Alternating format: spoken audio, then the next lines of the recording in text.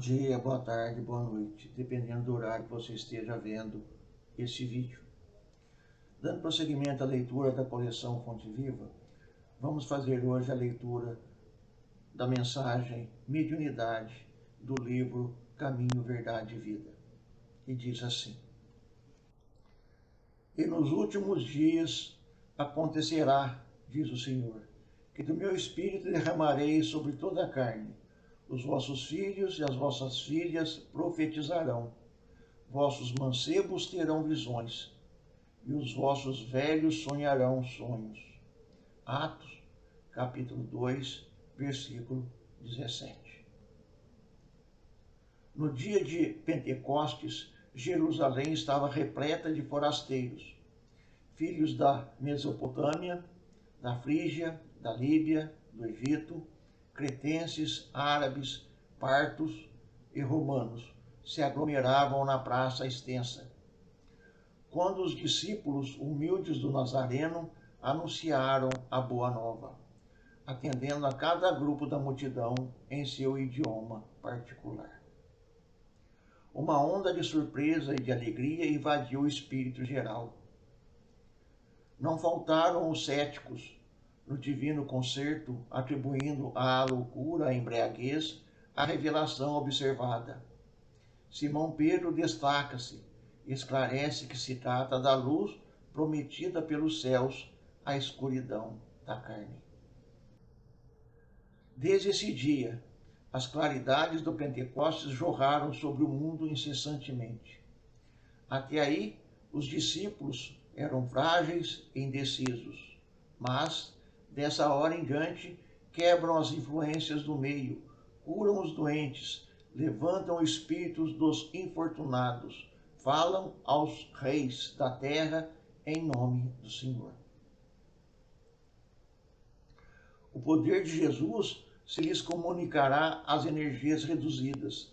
Estabelecera-se a era da mediunidade, alicerce de todas as realizações do cristianismo através dos séculos. Contra o seu influxo, trabalham até hoje os prejuízos morais que avassalam os caminhos dos homens. Mas é sobre a mediunidade, gloriosa luz dos céus, oferecida às criaturas no Pentecostes, que se edificam as construções espirituais de todas as comunidades sinceras da doutrina do Cristo, e é ainda ela que, dilatada dos apóstolos ao círculo de todos os homens, ressurge no espiritismo cristão como a alma imortal do cristianismo redivivo. Aí está, meus irmãos, mais um belo ensinamento trazido pela pena do nosso irmão Francisco Cândido Xavier, através da mediunidade, pelo nosso irmão Emmanuel.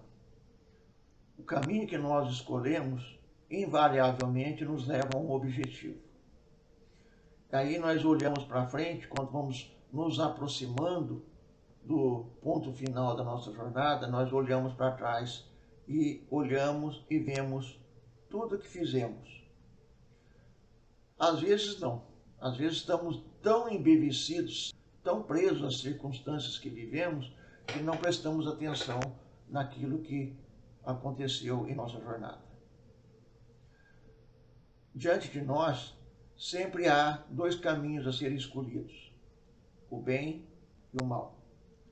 A evolução espiritual ou os prazeres terrenos, ou seja, a porta estreita e a porta larga. Estou dizendo isso porque nessas escolhas está embutida a questão mediunidade. A grande maioria de nós tem mediunidade, só que não sabe, só que não a percebe, só que não a entende, só que tem medo de se sentir diferente, achando que o fato de ter mediunidade a tornará uma pessoa diferente ou uma pessoa que esteja predisposta ao mal ou ser assediada ao mal. Sobre essa questão, uma pequena informação. Todos nós estamos predispostos a ser influenciados pelo mal. Isso em decorrência da questão física que o nosso corpo físico nos traz. Porque quem não está envolvido na questão da vida em si, na conquista dos valores materiais, quem não está na luta pelo pão, na luta pelos prazeres, na luta pelas vaidades, na luta pela conquista, e tudo isso é consequência natural do nosso crescimento. Porque aqui nós estamos, primeiro, para crescer espiritualmente, para aprendermos a nos relacionar com os nossos irmãos. E segundo, para adquirirmos conhecimento. E a mediunidade faz com que tenhamos esse conhecimento. Porque os bons amigos espirituais, quando nós aceitamos suas orientações, nós nos damos melhor. Porque eles querem o nosso bem. Agora, quando eles não estão podendo nos orientar, quem nos orienta são os outros que estão no mesmo nível que nós, no mesmo patamar que nós. Assim, nós podemos escolher quem vai ser o meu companheiro de jornada, o do bem ou do mal. O bem é sempre o melhor caminho. E no caso da mediunidade, ela nos facilita isso. Aquela vozinha que nos fala, não vai por aí que está errado, não faz isso que vai dar pior, vai dar ruim. Segue aquele caminho, segue aquele outro. Você foi mal com aquela pessoa, volta lá e se desculpa. Tudo isso faz parte dessa conversinha que nós temos com o mundo espiritual. São companheiros nossos, irmãos nossos de jornada, porque se nós estamos aqui no corpo físico, nós somos tão espíritos quanto eles. E aí nós nos comunicamos. Quantos gostariam de ter a mediunidade para conversar com o pai, com a mãe, com o irmão, com a esposa, com o filho que se foi? Corrigindo, não se foi, que voltou para a parte espiritual. Assim, quando nós caminhamos dentro desse assunto, nós vamos ver uma série de pessoas que, com entendimento diferente, com mais ou com menos, todos buscando tirar algum proveito de alguma situação. Há os proveitos lícitos, que são esses que eu citei, das pessoas aceitar a orientação dos nossos amigos espirituais. Há aquelas ilícitas, que é, por exemplo, vender a mediunidade.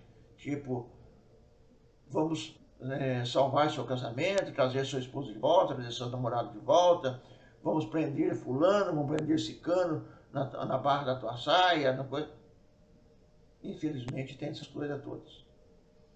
E não nos iludamos, e é uma pecadidade com o auxílio do mundo espiritual. E quem está ajudando ali não são aqueles que são nossos amigos, são aqueles que querem tirar proveito.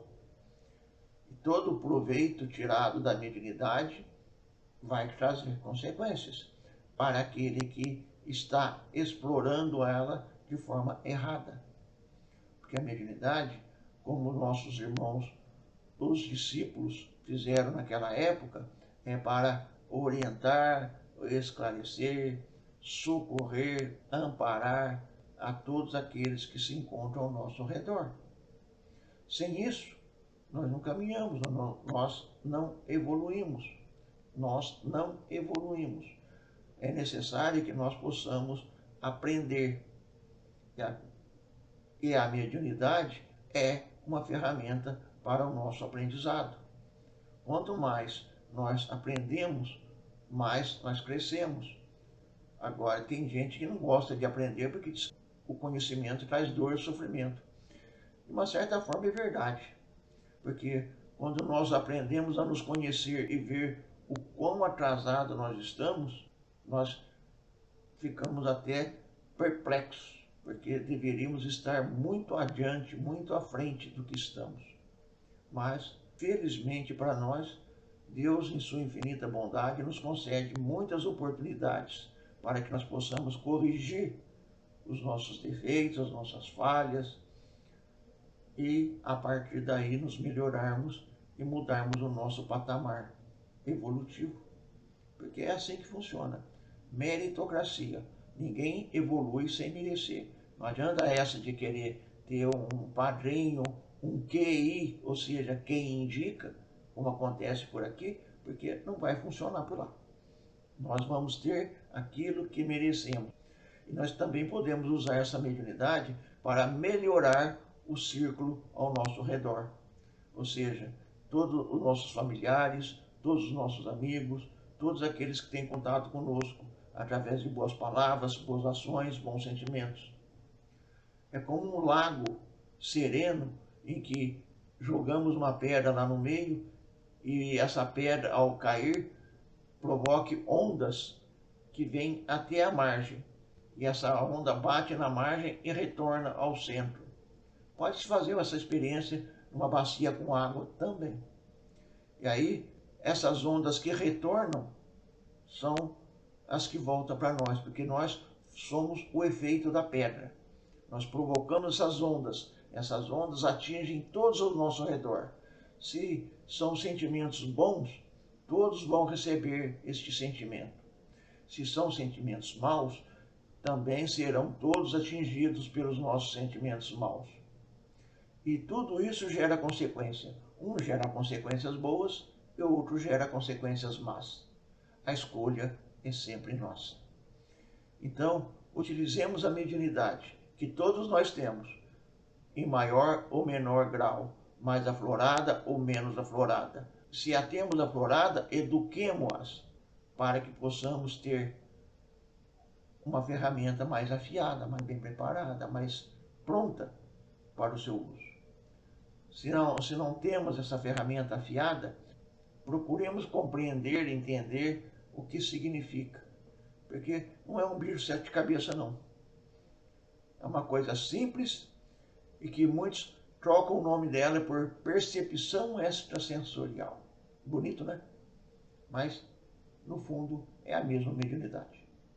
Então, meus irmãos, era isso que tínhamos para hoje. Que as bênçãos de Deus, nosso Pai, de Jesus, nosso Mestre, nos ilumine para que possamos fazer sempre as escolhas certas, para que possamos recolher o fruto das escolhas certas, porque se não fizermos as escolhas certas, estaremos fazendo a escolha errada e também vamos recolher os frutos da escolha errada. Escolhamos com inteligência. Que Deus nos abençoe e nos fortaleça nesse sentido. Fiquemos na paz e na graça de Deus, nosso Pai, e Jesus, nosso Mestre. Que assim seja.